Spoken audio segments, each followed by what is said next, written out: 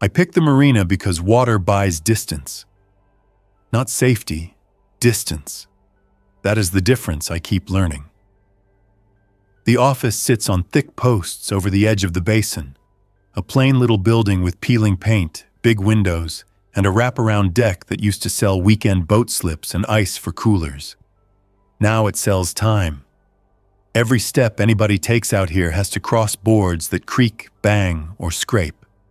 The whole place talks when someone touches it. I can work with that.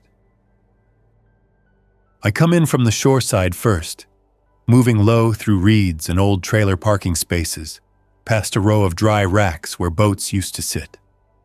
The lot is littered with straps, broken foam, an abandoned golf cart with flat tires, and a fuel dock sign laying face down in wet grass.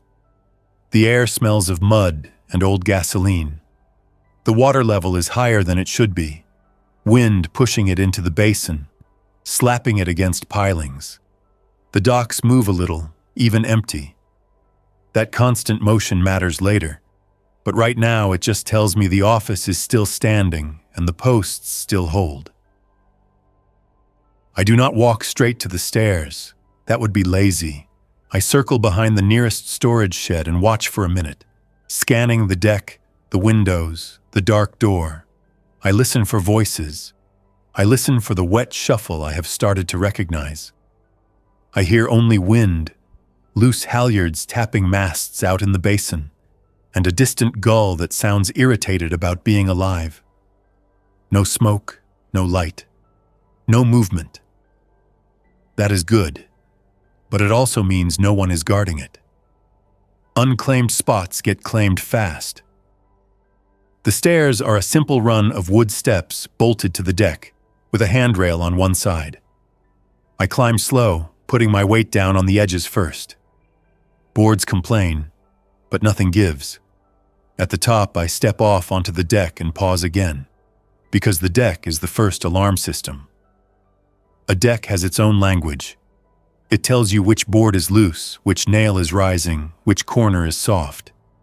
It also tells you when the sound is not yours. The front door is locked. The glass is dirty but intact. I look through it anyway. The office is a simple counter, shelves, a couple of chairs, a coffee maker, old brochures, and a wall of keys on hooks. There is a small back room with a sink and a metal cabinet. No bodies on the floor, no blood smear, no obvious fight. That makes me more careful, not less. It means whoever left did it with time or with fear that did not explode into violence inside the room. I break the lock with a flat pry bar I keep wrapped in cloth so it does not clink. The hasp pops loose with a sharp crack that jumps across the water. I freeze and count, watching the docks and listening. 10 seconds. 20. Nothing answers. I swing the door open and step inside, closing it behind me. The place smells stale, paper and mildew, with a faint hint of cheap air freshener. The windows make me feel exposed, so the first thing I do is pull down the blinds that still work and tape cardboard over the lower panes. I move through each room the same way I have been moving through every building since the world broke. Corners first, behind the counter, behind the door, under the sink, in the cabinet, in the bathroom. I keep my knife in my left hand and a short hammer in my right, because a hammer does not jam, and it does not throw noise across a block. There is nobody, just a pile of jackets in the corner and a life vest hanging from a hook. The life vest makes me pause. Somebody cared enough to hang it back up. I find the breaker box and flip the cover. Power is dead. I expected that. I check the backroom cabinet and get lucky. 2 half-full boxes of chemical hand warmers, a roll of heavy trash bags, a pack of tea light candles, a spare can of propane for a small grill, the kind that fits in one hand. Not a fortune, but enough to tell me this place has not been stripped by a careful scavenger. That means the careful scavengers are not living nearby. that is also useful information. I decide I am not staying here unless I can control access. The stairs are the only easy way up. Someone can climb the posts, but it takes effort, and effort makes noise. I stand on the deck and look down at the stairs again. I picture a person at night, cold, hungry, staring up at this office with its solid roof and its windows. A person will try the stairs. A person will also try to talk. The infected will try the stairs too, not because it makes sense, but because the world is full of sharp edges now, and it pushes them into anything that moves or makes sound. I spend the first afternoon turning the staircase into a problem. I pull the top 4 steps off, one board at a time, working the nails out with the pry bar and a small punch. I do it slow so I do not split the wood. I set the boards aside. I drill 2 holes through the stair stringers and run a length of rope through it, tying the rope to a pulley I salvage from a dock cart. I rig a crude lift. The idea is simple. When I am up here, I pull the top section of steps up until it sits tight against the deck edge, leaving a gap that forces anyone below to jump, climb, or give up. The rope squeaks against wood, so I wrap the contact points with strips of an old towel. I test it 3 times. Pull up, lock it with a cleat knot. Drop it, lock it open, pull up again. The section swings and thumps if I let it, so I add another rope line to guide it and keep it from slamming. I am not building a castle. I am building something that works when my hands are numb and the wind is trying to rip it apart. When the steps are up, I stand back and look at it from the ground. The gap is about chest height. A healthy person can jump and grab. A tired person with a bag can still do it, but he has to commit. The infected can grab too, but the infected does not think to lift a knee and swing. It just pushes and scrapes. That means the stairs become a trap for it. It gets stuck. It makes noise, and noise tells me where it is. The docks are my next project. The marina has 2 long finger piers stretching out into the basin, with slips on both sides. Most boats are gone.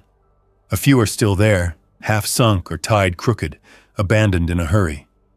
Their lines creak. Their hulls bump pilings. I walk the docks with slow steps, testing boards. Some are slick with algae. Some are soft from rot. I do not trust anything that gives under my weight. I mark weak sections with strips of bright tape torn from a safety vest I find in the office. I turn the docks into a warning system on purpose. I run thin cord across certain choke points, ankle height, and hang small metal objects from it. Not a bunch, not a noisy mess. 1 washer here, 1 spoon there, 1 old key ring. Enough that a person brushing through in the dark will make a small sound. Enough that a careless step makes a difference from the normal wind noise. I also wedge short lengths of scrap wood under a few boards so they move more than they should. A dockboard that rocks under a foot makes its own complaint. By the time I finish, the sky is turning gray. I can smell rain coming off the water. I go back inside and set my gear on the floor away from the windows. I eat cold food right out of a can because I refuse to advertise warmth on the first night. I drink from a plastic bottle and ration it because the marina water is brackish and the office sink is dead. I have a filter in my bag, but filters clog fast when the water is full of silt and algae. I need rainwater, or I need to bring jugs from inland. The first night up here is not peaceful. The office creaks as wind hits it. The blinds flutter where the tape does not fully seal. The masts out in the basin knock their lines against aluminum, a steady tapping that gets inside your head. I set a chair against the door, not because it stops anyone, but because it makes noise. I sit on the floor behind the counter with my back to the cabinet, hammer in my hand, listening. I do not sleep much. I do not need a clock to know time is passing. The cold keeps changing the way the wood sounds. The building talks differently at midnight than it does at dusk. In the early morning, I hear a splash near the posts. Not a fish splash, a heavy one. I crawl to the window and lift one corner of cardboard with 2 fingers.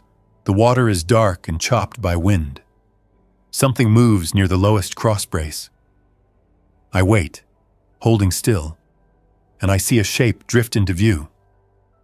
A person, face down, clothing swollen with water. It bumps the post and rolls, and I see the skin color that does not belong to a living body. The eyes are open. The mouth hangs open. It is not swimming. It is floating and getting pushed around by wind and current. I watch it for a long minute because that is the kind of problem water creates. Water moves things even when the world is quiet. If the body stays under the office, it becomes smell. Smell becomes interest. Interest becomes company.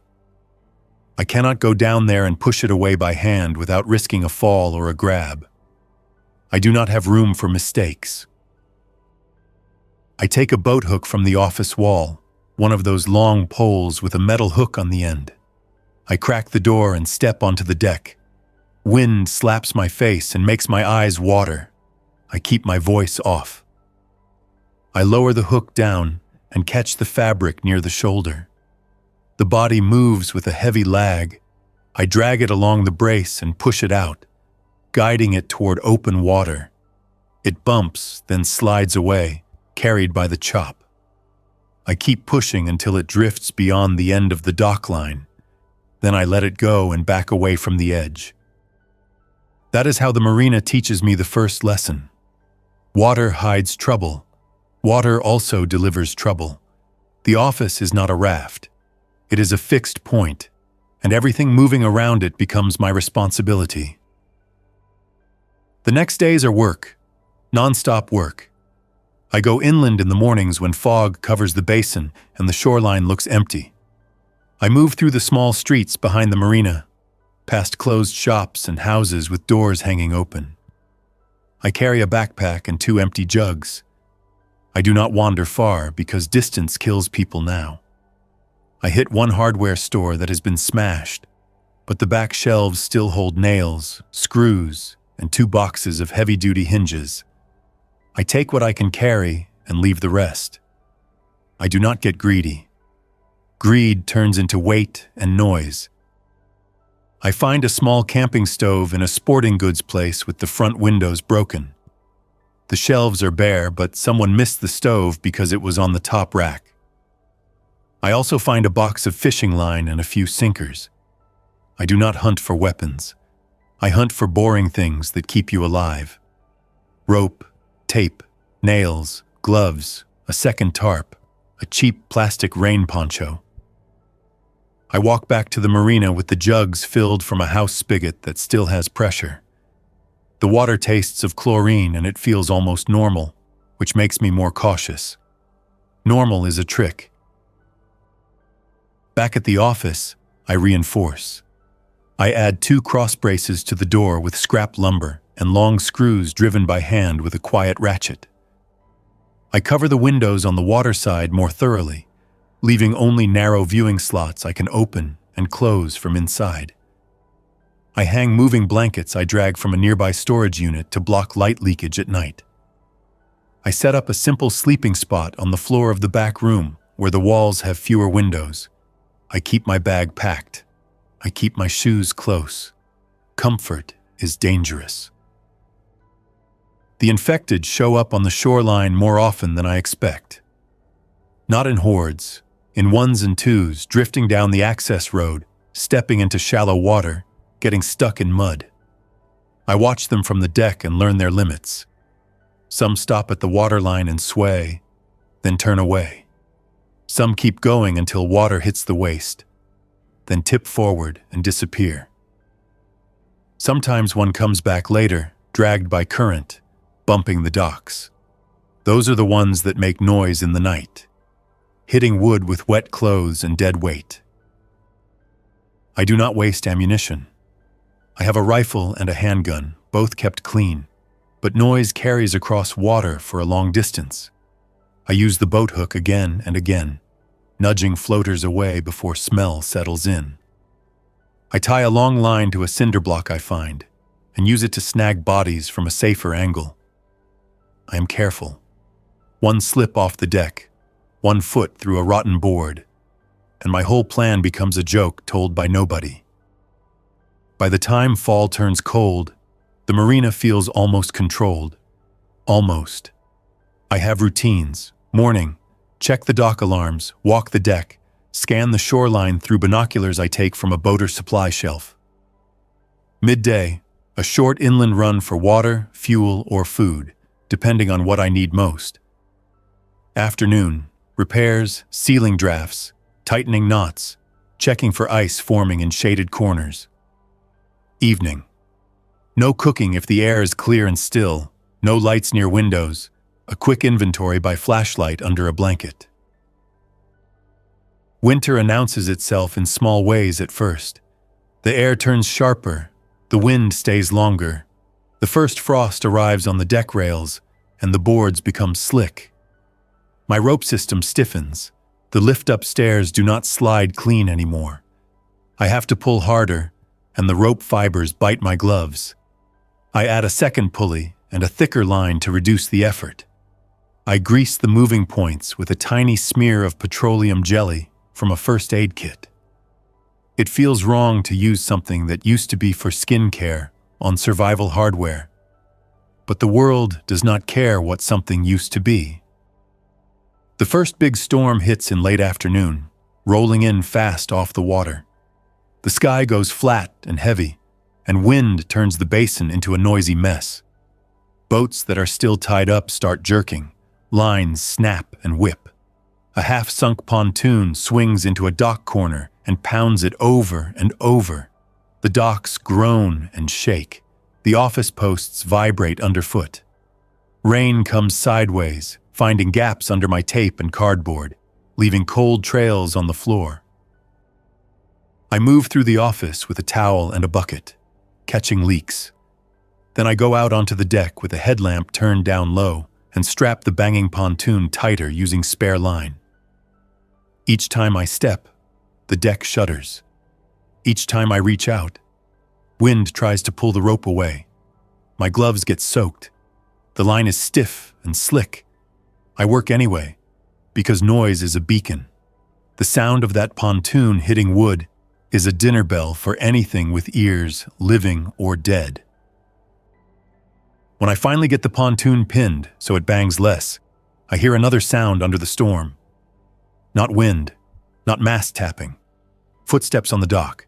Slow, uneven, but persistent. The storm should cover it, but docks amplify certain sounds. I drop low and crawl to the viewing slot on the water side. Out in the gray rain, a shape moves along the dock finger, hunched, hands out. It is an infected person, clothes clinging, hair plastered to its face. It bumps into a cleat, then keeps going, scraping the rail. I do not shoot. If I shoot, the sound cuts through the storm in a way that changes everything. I wait. The dock alarms I set up start to whisper, a soft metal tick when the infected brushes a cord. It keeps moving. It reaches the base of the stairs and presses against the missing top section, pushing into the gap. The stair section creaks and shifts but holds. The infected's hands paw at the wood. It cannot lift itself. It cannot think. It just keeps applying weight. I take the hammer and go out onto the deck, staying behind the railing and keeping distance from the edge. Rain hits my face. My headlamp stays off. I do not want a bright circle announcing my position. I lean over enough to see the infected's head and shoulders. It looks up, mouth open, water running off the chin. It reaches. I bring the hammer down once, hard, aiming for the skull. The sound is a dull crack, swallowed by wind. The body jerks and sags. It does not fall right away, caught between boards and its own grip. I do it again, controlled, no wild swinging. The body finally drops back onto the dock with a heavy thump. The storm covers the noise. I stay where I am for a full minute, watching for more shapes. The dock moves under the dead weight. Rain keeps coming. I back away, close the office door and lock it. My hands shake from cold and effort, but I do not stop to stare at that. I move to fix what needs fixing. I wipe the hammer and put it back in reach. After that storm, the temperature drops fast. The basin edges start to crust with ice in the mornings. The dock boards are rimed white. My water jugs in the back room start to grow slushy on top. The rope system turns stiff. The office becomes a box of drafts. I spend 2 days sealing every gap I can find, using trash bags and tape to add layers behind cardboard, hanging extra blankets to create a smaller living area inside the back room. I stop using candles except under a metal pot to reduce open flame risk. Fire is not a comfort in a wood building over water. Fire is an argument with gravity and wind. Heat is the big problem that winter brings, but it is tied to the second problem: attention. Warmth creates smoke, smell, and light. Even a small amount of heat changes behavior. If I stay cold, I can stay hidden. If I heat the room, I can function better. But the office becomes a target. I think about this each evening, staring at the little propane canister and the camping stove. The stove is clean, easy, and quiet. It also creates a faint odor and it needs ventilation. Ventilation means leaks. Leaks mean light. I compromise. I heat in short bursts when wind is high, when the basin is loud, when the air is already moving and carrying smell away. I crack a top window on the downwind side just enough to clear fumes. I keep a metal pan under the stove to catch spills. I never fall asleep with heat on. I never let myself drift. I set a timer in my head, and I keep checking the air. It is work, and winter makes every task heavier. Food gets harder. Fishing slows. I drop a line off the deck and pull up nothing but weeds and one small, bony fish that is not worth the effort. I set a crab pot from an old trap I repair, baited with scraps, and it comes up empty 3 days in a row. The water is too cold and too disturbed. That means I lean harder on scavenged supplies, and those supplies mean inland trips, and inland trips mean risk. I start making my inland runs shorter and more deliberate. I choose one target each day: a corner store for canned food and batteries, a small clinic for bandages and antiseptic, a boat shop for marine sealant and spare rope. I move early, keep my head down, and avoid main roads. I do not kick doors open. I do not rummage loudly. I take what I came for and leave. The whole time I keep thinking about the Marina office and the smell of heat and human life that I might be carrying back with me. The first time I see another living person near the Marina, it is not dramatic. It is quiet, and it makes my stomach drop in a way I do not name. I am on the deck, tightening a line on the stair lift, when movement catches my eye on the far shore. A man in a dark jacket, maybe mid-30s, walking slow with a backpack. He stops near a broken picnic table and looks out toward the Marina. He is scanning. He is not wandering. He has purpose. I drop down behind the railing and watch through a crack in my window covering. The man moves closer, stepping around patches of ice. He keeps looking at the office. He sees the stairs, the missing section, and the rope line. He squats and studies it. That tells me the man has done this before. He is not clueless. A clueless man would just climb and complain. This man is calculating. I do not announce myself. I wait. The man stands, walks down the dock a few steps, and listens. The little metal tick of my dock alarm gives a faint sound when he brushes the cord. He freezes and looks down. He finds the cord. He smiles a little, then steps over it carefully. That smile is not friendly. It is the smile of a person who has found proof that someone else is thinking. And that makes the situation more dangerous. I pull back from the crack and set my rifle near the counter, muzzle down, not pointing at the window. I keep it ready anyway. I move to the door and put my hand on the latch. I do not open it yet. If I open it, I turn this into a conversation, and conversations can turn into bargaining, and bargaining can turn into pressure. I do not owe anyone access to my shelter. At the same time, ignoring a person can turn into a siege. People hate being denied when they are cold. The man calls out once, voice carrying across the water. He says, "Anyone in there?" He sounds tired, not aggressive. That does not mean much. People can sound many ways. I stay quiet. The man waits, then calls again. I am not looking for trouble. I just want to talk. He steps closer to the base of the stairs, then stops. He looks up at the dark windows. He sees no light. He hears no movement. He decides I might not be there. He tries the stairs anyway. He grabs the lower steps and pulls himself up to the gap. His boots scrape wood. He reaches up and hooks his fingers over the lifted section, testing it. The rope line creaks. The entire stair section shifts a fraction. I keep my hand on the door latch and my other hand on the hammer. I do not move fast. I do not breathe loud. I do not do anything that makes the building talk. The man drops back down, lands with a thud, and looks around again. He walks to the side where the posts are. He studies the braces. He reaches out and touches the wet wood, then pulls his hand back fast, probably from cold. He shakes his hand and looks up again. He is looking for an easy climb. There is no easy climb. He tries one more approach. He steps onto the dock finger and walks out a few yards, then turns back, eyes still on the office. I can tell what he is doing. He is checking for a boat he can use to reach the deck from the water side. The boats out there are either sunk or tied in a way that makes them hard to use. I made sure of that earlier, cutting lines on a couple that looked too functional, letting them drift into shallow water and wedge under the far pier. I do not enjoy doing it. I do it because I do not want a stranger rowing up to my door at night. The man gives up after 10 minutes. He does not leave immediately.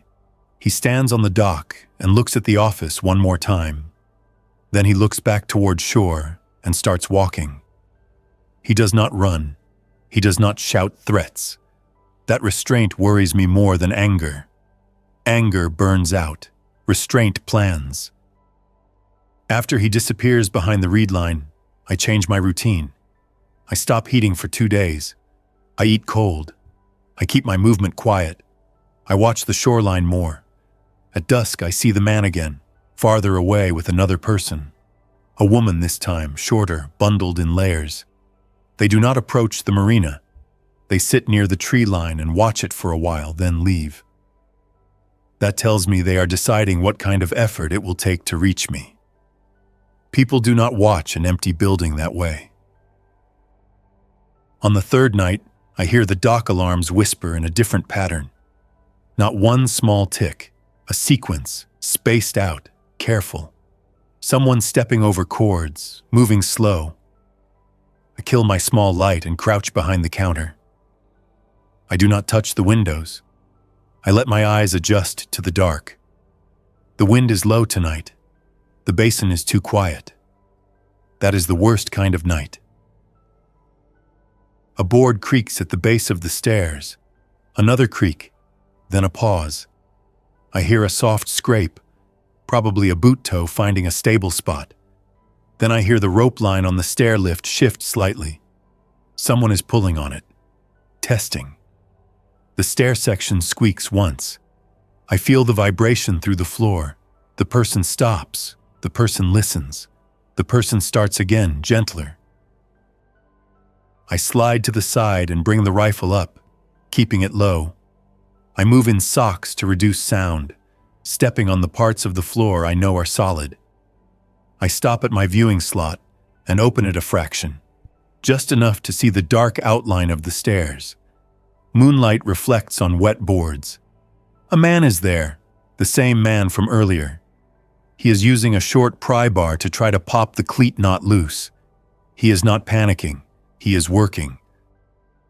Behind him on the dock, the woman stands with her hands in her pockets, shoulders hunched against the cold. A third figure is farther back, maybe a teenager, holding a bag. The teenager keeps looking toward the shoreline, then back to the office, shifting weight from foot to foot. The teenager is cold and impatient. The man is the engine of this attempt. I could shoot. I do not. A gunshot over water at night is a flare. It invites problems from distances I cannot control. I also do not want to kill a person unless there is no other option. That sounds noble when spoken out loud. The truth is more basic. Killing creates consequences, noise, retaliation, a moral weight that does not vanish because the world got ugly. I open the door instead. Just a crack with the chain still on. The hinges whisper. I keep the rifle down but visible behind my leg. I speak low, not yelling across the water. Stop pulling on that. Leave the dock. The man freezes and looks up. The woman steps back fast, almost slipping, catching herself on a piling. The teenager stiffens and turns toward me. Nobody speaks for a moment. The silence is thick, full of what could happen next. The man lifts one hand slowly, palm out. "We are not here to fight," he says. His voice is careful. "We saw smoke a few nights ago. We thought maybe someone was here. We just want a warm place for one night."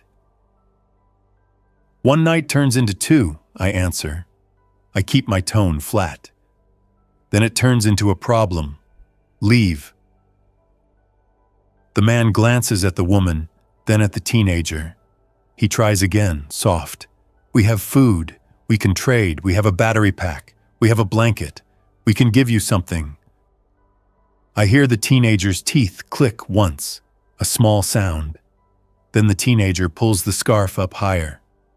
The woman does not speak.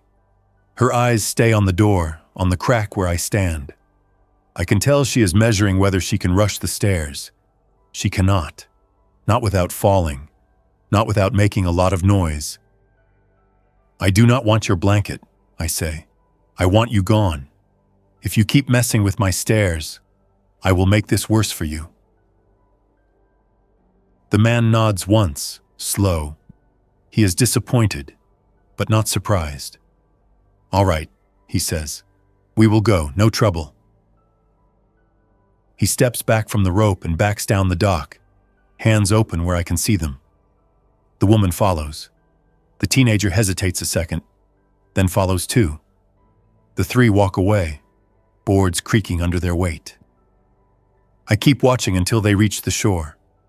I keep watching until they disappear. I do not relax after that.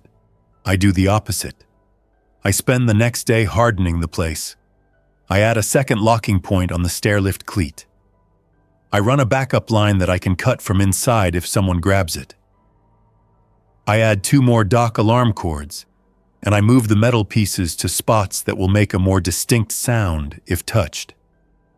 I stop using the stove except during storms. I also prepare for the fact that the trio might come back with more people. The cold deepens. Ice forms in sheets along the shore, then breaks apart when wind changes and pushes it against the pilings. The docks rise and fall with the swell, grinding ice against wood. Sometimes the sound is sharp and long, a squeal that sets my nerves on edge. I keep my hearing tuned for new sounds within the old ones. That becomes my main skill, not shooting, not fighting, listening. One morning, I wake to a new problem. The lift stairs are frozen in the raised position. The rope is stiff, and the hinge points are glazed with ice. I cannot drop the stairs even if I want to. That is not a disaster until I need to leave fast. I spend an hour chipping ice off the hinge points with the back of my knife. then warming the metal with a hand warmer pressed against it, cycling through small patches. I do not get impatient. Impatience breaks hardware. That afternoon, a flock of birds lands on the far pier, and the dock alarms tick softly from their little movements. For a second, my body wants to react. I force myself to pause and identify it. Birds. That is another winter problem. False alarms. The world is quiet enough that small things sound big. I adjust by adding heavier metal pieces that a bird will not move easily. I keep a separate chord line with a distinct tone, using 2 larger keys that ring lower. That becomes my human alarm. A week later, I hear those keys ring. I am in the back room, boiling a small amount of water for a hot drink, doing it during midday wind to hide the scent. The keys ring once, then a pause, then a longer scrape. Not random, not wind, not birds. I kill the stove and set the pot down, then move to the viewing slot. The trio is back, but they are not alone. 4 more people are with them, moving in a loose line along the shore. One man carries a long object that could be a rifle. Another carries a hatchet. A woman carries a child wrapped tight in blankets. Hungry people do not stay in small numbers for long. Hunger pulls groups together because a group can take from a lone person. The water kept me separate for a while, but winter shrinks the map. Winter makes every shelter matter. The group stops at the edge of the dock entrance. The man I spoke with before points toward the office. He talks to the others in a low voice I cannot hear. The group starts moving onto the dock. Creak, creak, pause. One person steps over a cord. Another person bumps it and makes a soft tick. They are learning even as they approach. I do not wait for them to reach the stairs. I open the door again, chain on, and speak louder this time, enough to carry. Stop right there. Turn around. Do not come closer. The group freezes. The man with the long object lifts it slightly, not pointing, but ready. The woman with the child steps behind a taller man. The original man steps forward a little, hands out. "We do not want to hurt you," he calls. "We just need the building. We have a child. We are freezing out here." I look at the child bundle, and my mind starts running through options. This is where people mess up. A child changes the emotional math. A child can also be used as leverage. I cannot see the child's face from here. I cannot confirm anything. I force my thoughts back to simple facts. 7 people on my dock. Cold air, quiet basin. If I let them up, I lose control. If I deny them, they might try to take it anyway. "There are other buildings inland," I call back. "This is mine. Leave." A different man, stockier, closer to the front, calls out with anger in his voice, "You cannot own a whole building while people freeze. Open up." I keep my voice steady. "Back off. Last warning." The stocky man takes 2 more steps forward. The dock creaks under him. The keys on my human alarm ring again. The man with the long object shifts position, giving the stocky man space. The group is not here for a polite talk. The polite talk is the cover. I fire 1 shot into the water, aimed away from the dock, angled down. The crack slaps across the basin, sharp and ugly. Birds explode off the pier in a rush. The group flinches hard. The child bundle jerks. The stocky man stops dead. I do not say anything for a moment. I let the sound hang in the air. Then I say, "Leave, now." The man with the long object raises it halfway, then lowers it again. He does not want a firefight on a dock over water. Nobody does. The original man looks torn, then nods once. "All right," he calls. "We are going." The stocky man mutters something I cannot hear, but he backs up. The group retreats off the dock in a tight cluster, moving faster now, slipping a little on icy boards. I watch the entire time. I do not fire again. One shot was already too much noise for my preference, but it was cleaner than a fight. 5 minutes after they leave, the shoreline changes. From the trees and broken boats, infected shapes start appearing. The gunshot carried inland and down the shore. I see 3 at first, then 5, then more, drifting toward the marina at uneven speeds.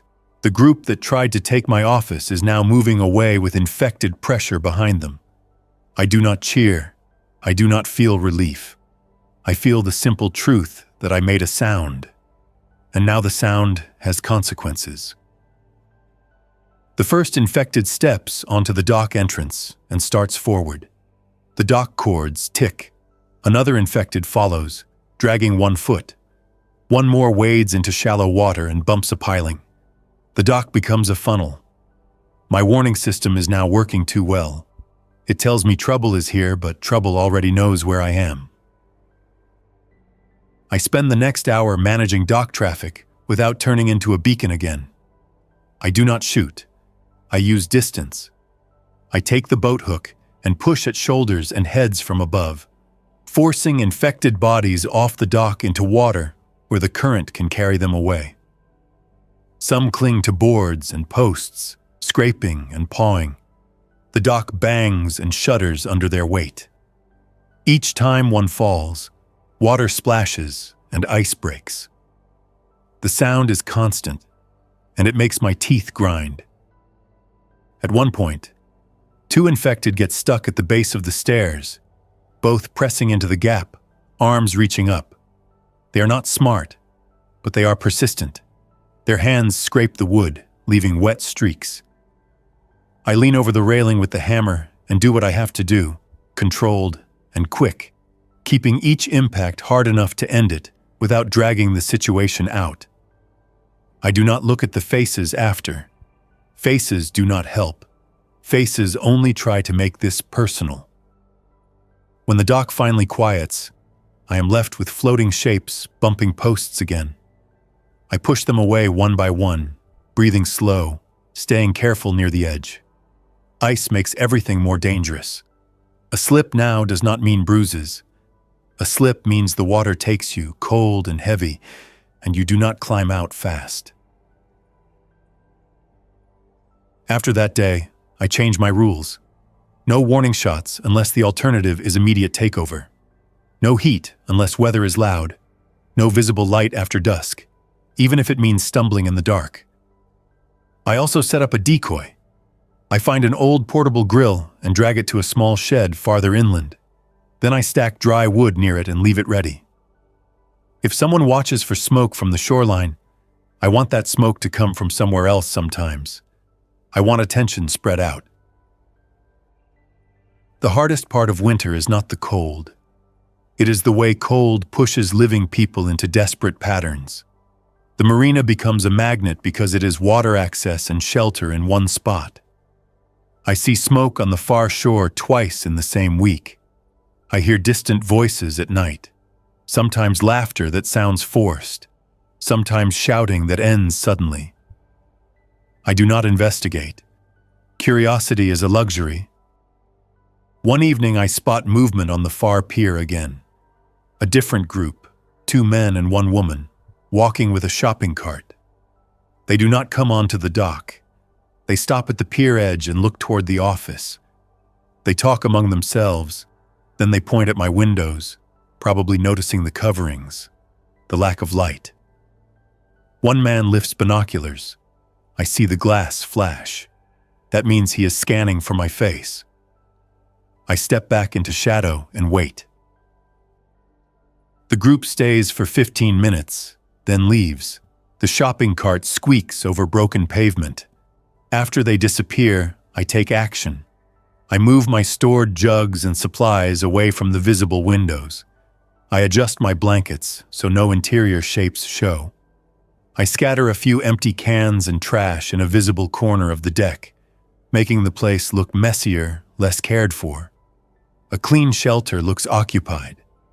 A messy shelter might look abandoned or risky. A week later, the marina gets hit by a storm that is worse than the first. Wind comes in hard and stays hard. The basin turns into a loud, violent surface. Ice breaks and slams pilings. The docks rise and twist, tugging at their anchors. The office trembles in a way it never did before. I feel it through my knees, through the soles of my feet. The roof creaks.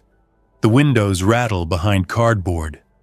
A gust hits and a corner of my window covering peels back with a ripping sound. I grab tape and slap it back down, pressing with both hands. The tape does not stick well in cold. I warm it between my fingers first, then press again. Another gust hits and the whole building shudders. Something outside breaks with a sharp crack. A mast snaps or a line breaks. Then a heavy impact sounds near the posts, and the office sways a fraction. Not much, but enough to make my stomach tighten. I do not name that sensation. I just move. I throw on my jacket and step onto the deck, gripping the rail. Wind hits hard, shoving spray into my face. Visibility is poor, gray, and streaked with rain and sleet. I scan down toward the posts. A chunk of floating dock section has broken free and is slamming into one of the support braces. Each hit is a deep thud. Over time, that could loosen bolts. Over time, the post could shift. Over time, this shelter could become a collapsing story that ends in cold water. I cannot go down and wrestle it. That would be a good way to die. Instead, I use the boat hook and a length of rope. I crawl on my belly to the edge and hook the floating section. Then I feed rope down around it, working slow so wind does not whip it away. I tie the rope off to a cleat on my deck. Then I pull to drag the broken section away from the brace. It fights me, heavy and waterlogged. I use my weight, leaning back and hauling in short pulls. The rope bites my gloves. My knees grind on wet boards. The broken section finally shifts, sliding away. Then wind catches it and spins it toward open water. I keep tension on the rope and guide it farther out. Then I release the rope and let it go. I watch the broken section drift and slam into the far pier instead. Not my problem anymore. I hate that thought. But the world is full of problems now, and I have to choose which ones end me. I get back inside, soaked. I strip wet outer layers and hang them near the back room. Not near open flame, just near the warmest pocket of air I can manage. I sit for a minute on the floor and listen to the storm and to the building. I run my fingers over the wood under the window to feel if water is pooling. I check the corners for new leaks. I check the ceiling for sag. I check the stairs rope system to make sure it has not slipped. In the middle of the night, the storm knocks something loose outside, and it hits the dock with a long, scraping bang. The sound travels straight up the posts into my floor. I am on my feet immediately, moving to the viewing slot. I see a shape on the dock finger, not a person, not infected. It is a small boat, a skiff, ripped from its tie and jammed against the dock. It bumps and grinds. It is empty. Empty boats create movement and sound pulls attention. I cannot go out and tie it. Wind would take me. I wait it out, crouched behind the window, watching the skiff bang and scrape until finally a big surge lifts it and shoves it away. It drifts off into the dark. The dock quiets a little. Then I hear another sound, faint under wind. Not from the skiff, from the shoreline. Voices. At first I think I'm imagining it. Then I hear it again. A shout. Then another. The storm is driving people toward shelter. The Marina is one of the few places with structures near water. I watch the shoreline through the crack, squinting into rain. Two figures move near the dock entrance, hunched and struggling against wind. One carries something long. They start onto the dock, slipping on ice, grabbing posts for balance. I do not open the door. I do not speak. I keep still. I let my dock alarms do their work. The metal pieces tick when the figures brush cords. One figure curses quietly, a short word, not screamed. The other figure says something I cannot hear. They keep moving, slow and determined, toward the stairs. Then something else arrives from the shore behind them. Shapes, more than two, moving in a stagger. Infected, drawn by human voices and storm movement. The two people on the dock do not see the infected at first, because they are focused on not falling. When one infected steps onto the dock entrance and slips, catching itself, the two people finally turn and see. The reaction is fast. One person backs up and nearly falls. The other tries to pull the shopping cart or whatever object he has with him, but it catches on a board and stops. The infected keep coming, not running but steady. The dock becomes a narrow trap in the dark, with wind pushing and ice underfoot.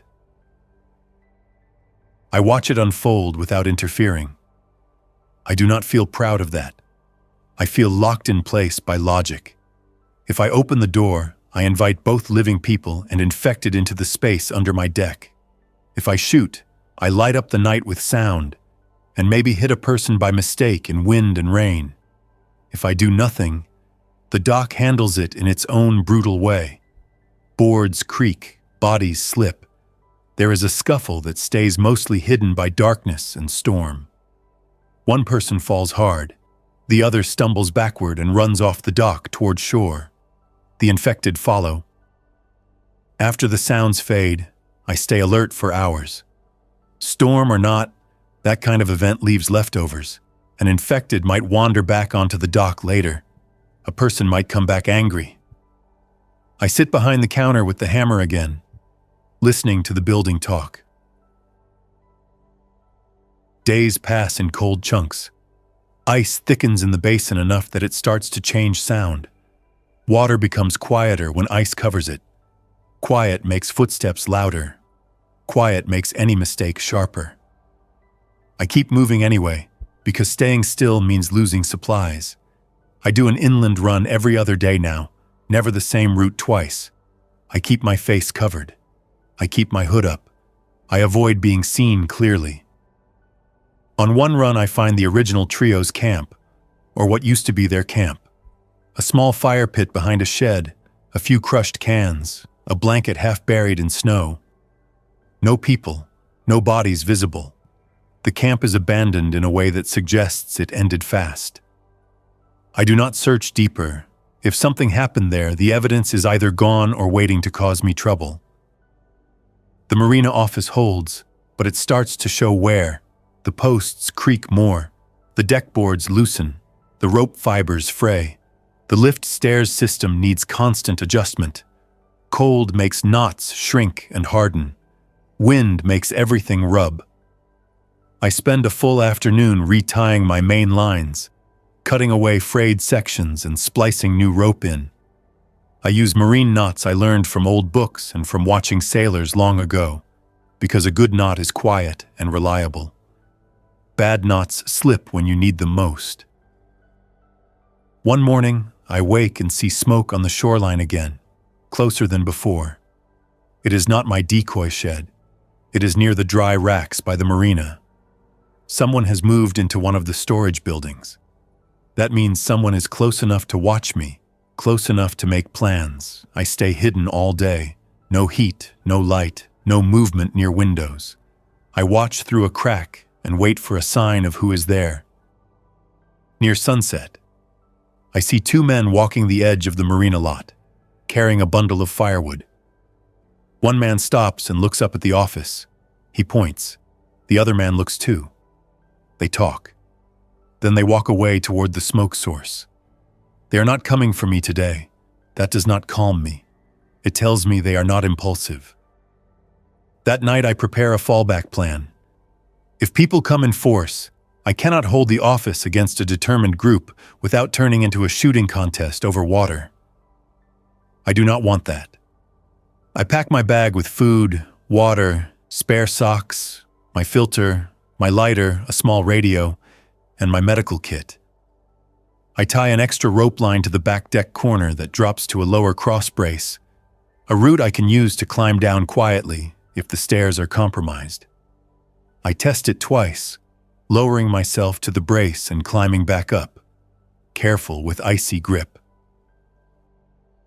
In the early hours before dawn, I hear the soft tick of my human alarm keys again. One ring, pause, another ring, a slow scrape, someone on the dock. Not a bird, not wind. I do not go to the window immediately. I listen first. The dock boards complain in a pattern that suggests more than one set of feet. I also hear something else. A faint cough, muffled, living. I move to the viewing slot and open it a fraction. Moonlight reflects off ice. 3 men are on the dock, not the original group. These men are better equipped. One carries a crowbar, one carries a backpack that bulges, one carries a rifle slung. They move straight toward the stairs with purpose. They are not asking, they are taking. I keep my mouth shut and watch how they approach. The crowbar man kneels and starts working on the cleat knot. He has gloves and he knows what he is doing. The rifleman stands back and scans the windows. His head tilts slightly, trying to catch reflection or movement. The third man starts climbing the side post braces, testing grip and looking for a way onto the deck without dealing with the stairs. This is the moment where my shelter plan either holds or becomes a story about a man who made a nice trap for himself. I do not negotiate. Not with this posture. I do not fire a warning shot. I already learned what that brings. I take the rifle, aim through the gap in the door crack, and put a round into the dock boards 2 feet in front of the crowbar man. The wood splinters. The sound is sharp and ugly. All 3 men freeze. The crowbar man flinches back hard. The rifleman swings his weapon up toward the door, but he does not fire. He hesitates because he cannot see me clearly. The climber man loses grip for a second and drops back to the dock, landing hard. I speak once, loud enough to cut through the night. Leave now. Next one is not into the dock. The rifleman stares at the dark windows. He cannot read me. He cannot tell how many people are inside. That uncertainty is my advantage. He says something to the others in a low voice. The crowbar man looks angry, but he backs up. The climber man rubs his elbow and backs up too. The 3 retreat down the dock faster than they came, stepping over cords without caring now. The keys ring once more, then stop. I do not celebrate. I move immediately. I change the rope tie points. I cut the cleat knot and retie it in a different way. I move my viewing slots and add another layer to the door brace. I spend the rest of the night sitting in darkness, listening for their return. My hands stay busy, checking tools, adjusting straps, planning the route down the rope line if I have to abandon the office. The men do not come back that night. In the morning, I see their tracks on the dock. Shallow prints in frost. I see where the climber man tested the brace, leaving scraped ice. I see where the crowbar man wedged metal under the knot, evidence of intent. From then on, the marina is no longer a hidden spot. It is contested ground. I survive winter by treating every day as a short assignment with a clear start and end. Get water, get food, maintain structure, watch for people, push away floaters, keep heat minimal, keep noise minimal, leave no predictable pattern. I start doing something else too. I start using the docks to send trouble away from me. When I see groups near the shoreline buildings, I do not engage. I wait until night. Then I take a small battery-powered alarm from a hardware shelf and tape it under the far pier, set to chirp on a timer for 10 seconds every minute. The chirp is faint, but over water it carries. It becomes a lure, infected drift toward the pier instead of my stairs. People near shore hear the noise and get nervous, thinking something is in their area. The marina becomes uncomfortable for everyone, not just me. It is a cruel tactic, But cruelty is not always loud. Sometimes it is just choosing who gets bothered first. The tactic works for a while. I see infected cluster near the far pier. I see people move their camps farther inland. I do not see the trio again. I do not know if they found another shelter or if winter took them. I do not waste time wondering. Wondering does not fix ropes or thaw a frozen hinge. Late winter brings a strange calm. The cold settles into a steady pattern. Ice thickens, then stabilizes. Wind is still harsh, but storms come less often. The marina lot is quiet. The shoreline smoke disappears. The infected move slower in the cold, sometimes stiff enough that a shove off the dock sends them sliding into water without much struggle. One afternoon, I stand on the deck and watch sunlight hit the ice. It is brighter now, not warm, but different. The air smells cleaner. I hear water moving under ice, a low shifting sound. I realize I have made it through the worst part without losing the office. The building still creaks. The posts still hold. The rope system still works. My supplies are low but not gone. My hands are cracked. My clothes are worn. My hair is longer than it should be. All of that is small compared to staying alive. I do not pretend the marina made me safe. It made me harder to reach. That is all. The winter taught me what distance costs. It costs work. It costs constant attention. It costs choices that do not feel good. It costs turning away people who might freeze. It costs making sounds on purpose to pull danger towards someone else. It costs living in a box of wood that could fail in one bad storm. When the first real thaw comes, it comes with noise. Ice cracks, pops, and breaks apart, grinding against pilings. Water level rises with melted snow. The docks start moving more again. That means my alarm system changes. A dock that moves constantly can mask footsteps. A dock that is stable in deep freeze makes footsteps stand out. Now it becomes tricky again. I adapt. I add new cords. I tighten old ones. I replace metal pieces that rusted. I move the heavier keys to a different choke point. I also start planning to leave. That surprises me the first time I say it in my head. I thought I would cling to this shelter forever, because it took so much effort to build it. The truth is simple. Shelters are tools. When a tool stops serving, you move on. Spring will bring boats drifting back in, not with happy families, but with desperate people searching shorelines. Spring will bring more movement, more noise, more conflict. The marina office will become a bigger target when weather improves. A stilted building over water looks attractive to anyone who has learned what infected do on flat ground.